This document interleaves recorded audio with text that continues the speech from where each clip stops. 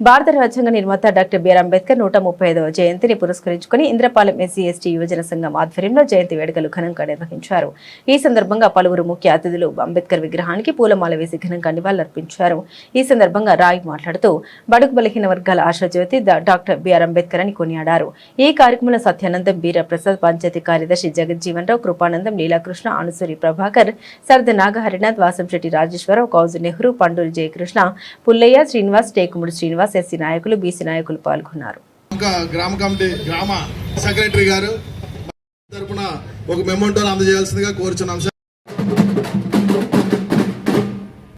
Members అందరికీ 135 జయంతి అంబేద్కర్ ఆశయాలకి నడవాలని ఈ 135 జయంతి సందర్భంగా ప్రార్థిస్తాం.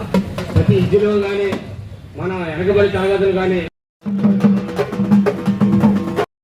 రాజ్యాంగ రచన చేసిన అంబేద్కర్ యొక్క పుణ్యమని ఖచ్చితంగా చెప్పాలి. అంబేద్కర్ అందరూ కూడా స్మరించుకోవాల్సిన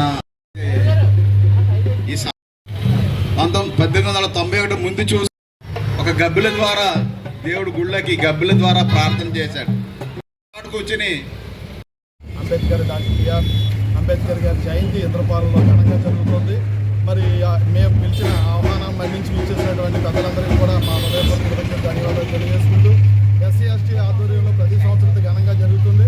ఇక్కడ ఏ మతానికి, ఏ కులానికి కానీ, ఏ రాజకీయ పార్టీ కానీ వ్యతిరేకం లేకుండా అందరూ వచ్చి మరి ఈ కార్యక్రమాన్ని దిగ్విజయంగా జయప్రదం చేస్తారు. మరి ఇంతటి మహోత్తరమైన కార్యక్రమానికి ఇచ్చేసినటువంటి అందరికీ కూడా మా హృదయపూర్వక ధన్యవాదాలు. అంబేద్కర్ గారి ఆశయాల్లో మేము అందరూ కూడా మరి ముందుకు సాగే విధంగా మరి అందరూ కూడా తోడ్పాటు అందించాలని చెప్పేసి మరి విన్నవించుకుంటూ మరి ఎస్సీ ఎస్టీ అసోసియేషన్ పెద్దలు మా గడ్డి సత్యనారాయణ గారు, అలాగే మరి ఎస్సీ ఎస్టీ అసోసియేషన్ సెక్రటరీ 1891లో అందరూ కూడా మరి ధన్యవాదాలు. మధ్యప్రదేశ్లోని మౌ గ్రామంలో